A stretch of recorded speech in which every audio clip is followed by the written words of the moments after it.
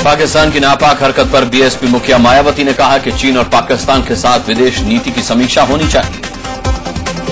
हमारी पार्टी का ये कहना है कि चीन और पाकिस्तान को लेकर तो जो हमारे देश की विदेश नीति है तो उसकी फिर से समीक्षा करनी चाहिए, वरना इसका हमें आगे चलकर बड़ा भारी नुकसान होगा। बीजेपी प्रवक्ता शाहनवाज हुसैन ने कहा है कि पाकिस्तान हमारे सैनिकों को मार रहा है और हम कबूतर उड़ा रहे हैं। पाकिस्तान हरकतों से बाज आने वाला नहीं है। हमारे जवान का सर काट कर ले गया और सरकार सर झुकाए बैठी रही। हमारे जवानों पर हमला हो रहा है और हम इधर से कबूतर उड़ा रहे हैं। ये चलेगा नहीं। शिवसेना ने भी पाकिस्तानी सैनिकों के हमले को लेकर कड़ी प्रतिक्रिया जाहिर की है। अगर हमारे 5 जवान मारे जाते हमारे क्षेत्र में, जब तक हम 5 के बदले 50 का जवाब नहीं देते तब तक पाकिस्तान ऐसी हरकत करती रहेगी। पाकिस्तानी हमले पर प्रतिक्रिया देते हुए केंद्रीय स्वास्थ्य मंत्री गुलाम नबी आजाद ने कहा है कि पाकिस्तान हमारी शराफत का नाजायज फायदा उठा रहा है। हम हमेशा चाहते हैं कि हमारे जो नेबर्स हैं उनके साथ हमारे संबंध जो हैं वह अच्छे रहें, लेकिन हमारी शराफत का बहुत सारे लोग नाजायज फायदा उठाते हैं। केंद्रीय मंत्री राजीव शुक्ला ने कहा है कि पाकिस्तानी फायरिंग को सरकार गंभीरता से ले रही है। दुखद मामला है, इसकी निंदा की जाए कम है। इस मामले में निश्चित रूप से जो कुछ कार्रवाई होगी जरूर करेंगे। केंद्रीय मंत्री और नेशनल कॉन्फ्रेंस के अध्यक्ष फारूक अब्दुल्ला ने कहा है कि पाकिस्तान की करतूत की वजह से दोनों मुल्कों की दोस्ती पर असर पड़ेगा। People in India will not want that their soldiers are going to be they'll keep on dying and we keep on talking of friendship. Both things cannot go on at the same time. दरअसल पाकिस्तान ने जम्मू कश्मीर के Poonch sector में चक्कादाबाग चौकी पर firing की। बीती रात जब भारतीय सेना के जवान गश्त लगा रहे थे तभी पाकिस्तान ने हमला बोला, जिसमें 5 जवान शहीद हो गए। सीमा पार से हमले के लिए करीब 15 से 20 सैनिक आए थे। पाकिस्तानी सैनिकों के साथ हथियारबंद आतंकी भी थे। हमला रात के करीब 1 से 2 बजे के बीच किया गया। हमले में 5 भारतीय जवान शहीद हुए। ये 5 जवान बिहार रेजिमेंट के थे। एसपी मुखिया मुलायम सिंह यादव ने कहा कि जुलाई में एलओसी पर लश्कर चीफ हाफिज सईद की मौजूदगी को नजरअंदाज करना ही भारी पड़ गया। हाफिज सईद जो आतंकवादियों का नेता है वो अभी दौरा करके गया था इस इलाके में, तो कभी सावधान हो जाना चाहिए था। जैश ए मोहम्मद के चीफ हाफिज सईद को जुलाई महीने में एलओसी में देखा गया था। बताया जा रहा है कि उसने ही पाकिस्तानी सेना को भारतीय सेना पर हमले के लिए उकसाया।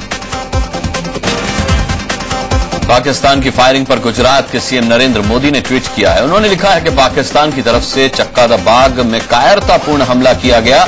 5 सैनिकों की शहादत को बर्दाश्त नहीं किया जाएगा।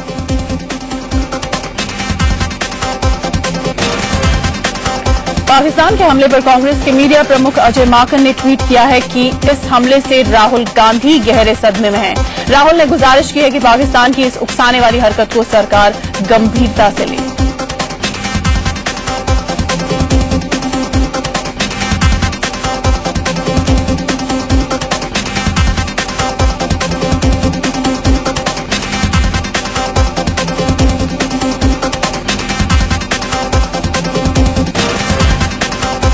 एलओसी पर पाकिस्तान की फायरिंग को लेकर जम्मू कश्मीर के मुख्यमंत्री उमर अब्दुल्ला ने ट्वीट किया है। उन्होंने लिखा है कि मुझे खबर मिली है कि हमारे 5 जवान एलओसी पर शहीद हो गए।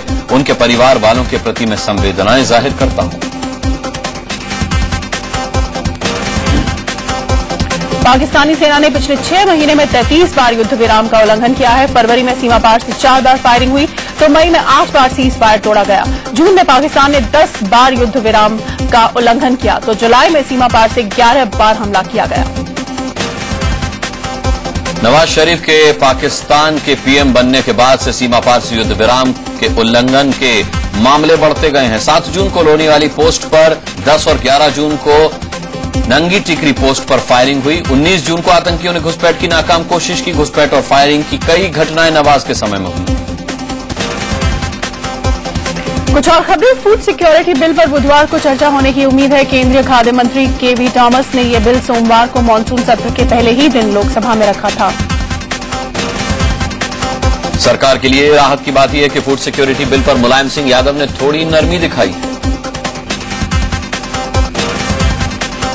उत्तराखंड त्रासदी में करीब 6,000 लोगों के मारे जाने की आशंका केंद्र सरकार ने जताई है। लोकसभा में रक्षा मंत्री ए.के. एंटनी ने कहा है कि 580 शव मिले हैं, लेकिन जो 5,500 लोग लापता हैं उन्हें अब जिंदा नहीं मारा जा सकता।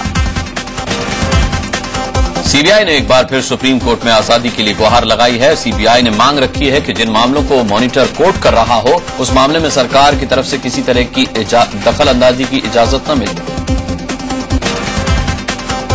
सुप्रीम कोर्ट ने सरकार से कहा है कि कोल ब्लॉक आवंटन से जुड़े सभी दस्तावेज बगैर देरी किए सीबीआई को सौंप दे। कोयला घोटाले पर सुनवाई के दौरान कोर्ट ने कहा कि सरकार को इस मामले में सहयोग करना चाहिए। सीबीआई से कहा गया है कि वो 29 अगस्त को स्टेटस रिपोर्ट दाखिल करे। दिल्ली की मुख्यमंत्री शीला दीक्षित ने राहुल गांधी को प्रधानमंत्री बनाने की मांग की है। इंडिया न्यूज के पॉलिटिकल एडिटर मनीषा अवस्थी से खास बातचीत में शीला ने कहा कि अब राहुल को पीएम का पद संभाल लेना चाहिए। बिल्कुल, मैं ये समझती हूँ अब उनको ये पद संभालने चाहिए। मुस्लिम समाज के विरोध के बाद मध्य प्रदेश के मदरसों में गीता पढ़ाने के फैसले पर सरकार ने यू टर्न ले लिया है। मुख्यमंत्री शिवराज सिंह चौहान ने कहा है कि इस बारे में जो अधिसूचना जारी की गई उसे रद्द किया जाएगा। दुर्गा मामले में राष्ट्रीय महिला आयोग ने यूपी के मुख्य सचिव से रिपोर्ट मांगी है। दरअसल समाजवादी पार्टी नेता नरेंद्र भाटी ने दुर्गा के लिए आपत्तिजनक शब्दों का इस्तेमाल किया था। इसी के विरोध में एक सामाजिक कार्यकर्ता ने महिला आयोग में अर्जी लगाई थी। आईएएस दुर्गा शक्ति नागपाल के निलंबन को रद्द करने की मांग को लेकर सुप्रीम कोर्ट में जनहित याचिका लगाई गई है। एमएल शर्मा नाम के वकील ने अर्जी में कहा है कि दुर्गा सुप्रीम कोर्ट के आदेश का पालन कर रही थी, इसलिए उनका निलंबन कोर्ट की अवमानना है। निलंबित आईएएस दुर्गा शक्ति नागपाल के समर्थन में मुस्लिम समुदाय भी आगे आ गया है। यूपी सुन्नी सेंट्रल वक्फ बोर्ड से संबंधित एक कमेटी में कहा गया है कि दुर्गा का दीवार गिराने से कोई लेना देना नहीं था।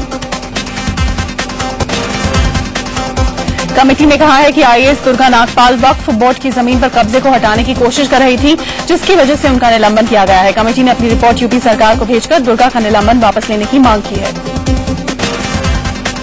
इससे पहले दुर्गा शक्ति के निलंबन को लेकर यूपी सरकार के झूठ का पर्दाफाश लोकल इंटेलिजेंस यूनिट यानी एलआईयू की रिपोर्ट से हो गया है। रिपोर्ट में कहा गया है कि धार्मिक स्थल की दीवार जब गिराई गई तब वहां दुर्गा थी ही नहीं।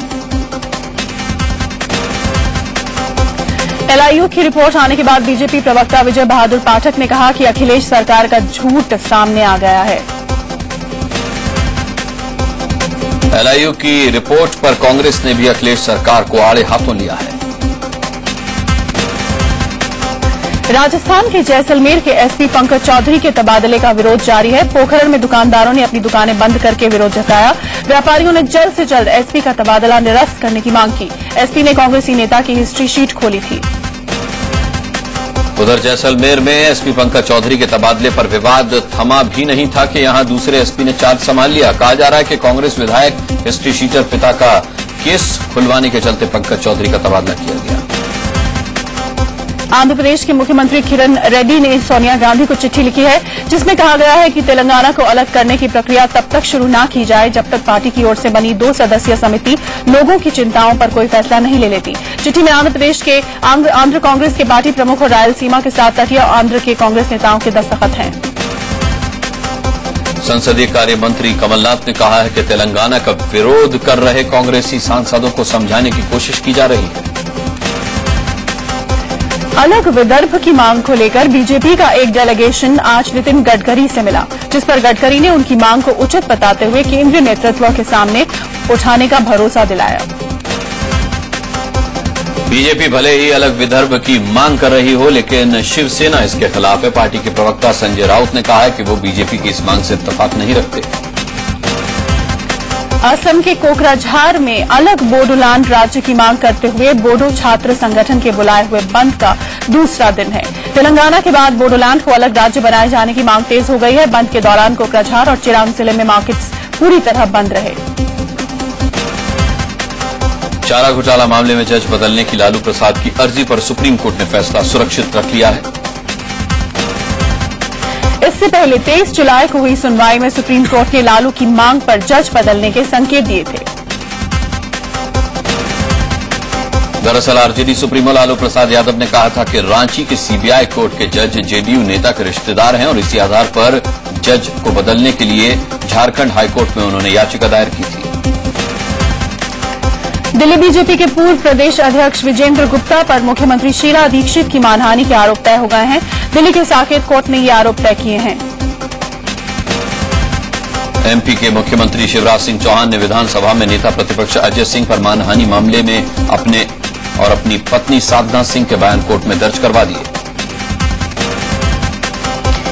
जहां एनकाउंटर केस के आरोपी आईपीएस पीपी पांडे को कोर्ट से बड़ा झटका लगा है। गुजरात हाईकोर्ट ने अंतरिम जमानत की अर्जी खारिज कर दी तो सीबीआई कोर्ट से पांडे ने गिरफ्तार न करने के लिए 2 दिन की मोहलत मांगी, जिसे भी नकार दिया गया। राहुल गांधी ने गरीबी को लेकर एक हैरान कर देने वाला बयान दिया है। इलाहाबाद में उन्होंने कहा कि गरीबी सिर्फ एक मानसिक स्थिति है और इसका खाने और पैसों की कमी से कोई लेना देना नहीं। कांग्रेस को चंदा नहीं देने वाले राजस्थान के सांसदों और विधायकों के खिलाफ कांग्रेस उपाध्यक्ष राहुल गांधी ने कड़ा फरमान जारी किया है। फरमान के मुताबिक जिन नेताओं ने चंदा नहीं दिया उन्हें टिकट ही नहीं मिलेगा। गुजरात के मुख्यमंत्री नरेंद्र मोदी को जल्दी ही पीएम कैंडिडेट बनाया जा सकता है। एक अंग्रेजी अखबार के मुताबिक बीजेपी के सूत्रों ने दावा किया है कि पार्टी 15 अगस्त तक मोदी के नाम का ऐलान कर सकती है। प्रधानमंत्री मनमोहन सिंह पर बीजेपी नेता प्रभात झा ने जबरदस्त हमला किया है। प्रभात झा ने 2 टूक कहा, देश को ऐसे प्रधानमंत्री की दोबारा जरूरत नहीं है। बिहार बीजेपी से निलंबित विधायक अमरनाथ गामी ने पार्टी के खिलाफ चुनाव आयोग में शिकायत करने की धमकी दी है। गुजरात के कच्छ में 1000 सिख गुजरात सरकार के फरमान से परेशान हैं। मोदी सरकार ने इनकी जमीन जब्त करने के पीछे तर्क दिया है कि ये लोग बाहर से यहां आए हैं। शिवराज सिंह चौहान की जन आशीर्वाद यात्रा में जब कांग्रेस सरकार के खिलाफ हल्ला बोल सभाएं करेगी, इस अभियान का शंखनाद 11 अगस्त को सागर में होगा। झारखंड के रामगढ़ में बिजली की समस्या को लेकर बीजेपी कार्यकर्ताओं ने बिजली विभाग के ऑफिस का घेराव किया। इस दौरान बीजेपी कार्यकर्ताओं ने सरकार के खिलाफ जमकर नारेबाजी की। रघुराम राजन रिजर्व बैंक के नए गवर्नर होंगे। उनके नाम पर प्रधानमंत्री मनमोहन सिंह ने अपनी मोहर लगा दी है। रुपये की गिरावट का दौर जारी है। रुपए में 25 पैसे की ताजा गिरावट दर्ज की गई है। 25 पैसे गिरने के बाद डॉलर के मुकाबले रुपए की कीमत 61 रुपये 13 पैसे पर जा पहुंची है।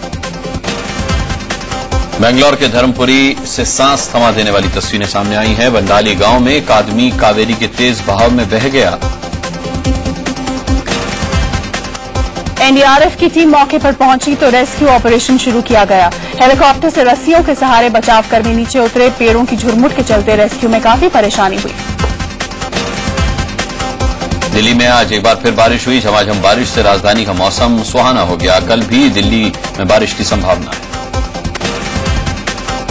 और दिल्ली में सुबह हुई बारिश ने ऑफिस जाने वाले लोगों की मुश्किल बढ़ा दी। नॉर्थ और सेंट्रल दिल्ली में सड़कों पर पानी भरने से कई जगह लंबा जाम लगा, जिससे कई लोग अपने दफ्तर देर से पहुंचे। छत्तीसगढ़ के जसपुर में लगातार हो रही बारिश से जनजीवन अस्त व्यस्त हो गया है। डोंकी नदी में उफान से निचले इलाकों में बसे कई मकान भी बह गए हैं। राजस्थान के दौसा में लगातार हो रही बारिश लोगों के लिए मुसीबत बन गई है। बारिश से निचले इलाकों में पानी भरा हुआ है और सड़कें तालाब बन गई हैं। मध्य प्रदेश के होशंगाबाद में बीती रात जमीन फटने से दहशत फैल गई। 25 फीट लंबी और 20 फीट गहरी ये दरार लगातार फैलती जा रही है। बिहार के छपरा में भी नदियों का जलस्तर बढ़ने से बाढ़ जैसे हालात पैदा हो गए हैं। यहां गंगा और सरयू नदियां उफान पर हैं। जहां एक तरफ बिहार के कुछ इलाकों में बाढ़ जैसे हालात हैं तो वहीं कहीं लोग सूखे की मार झेल रहे हैं। छत्तीसगढ़ के बीजापुर में गश्त कर रहा सीआरपीएफ का एक जवान चेरपाल नाले में बह गया। साथ ही जवान कई कोशिशों के बाद भी जवान को नहीं बचा पाए। अजमेर में एक शख्स को नशे में लड़की छेड़ना महंगा पड़ गया। लड़की की शिकायत के बाद घर वालों ने शराबी युवक की जमकर पिटाई की। यूपी के चंदौली में लोगों ने एक पॉकेट मार की जमकर धुनाई की। सब्जी मंडी में जब लोग सब्जी खरीद रहे थे तभी जेब कतरे ने एक ग्राहक की जेब में हाथ डाला, लेकिन उस शख्स ने जेब कतरे को पकड़ लिया। कानपुर में लैपटॉप वितरण के दौरान मंच पर मंत्रियों के बीच जिला बदर अपराधी की मौजूदगी मामले में पुलिस ने कार्रवाई की है। इंडिया न्यूज पर खबर दिखाए जाने के बाद अपराधी मंगल सिंह पर जिला बदर होने के बाद भी जिले में आने का केस दर्ज किया गया है।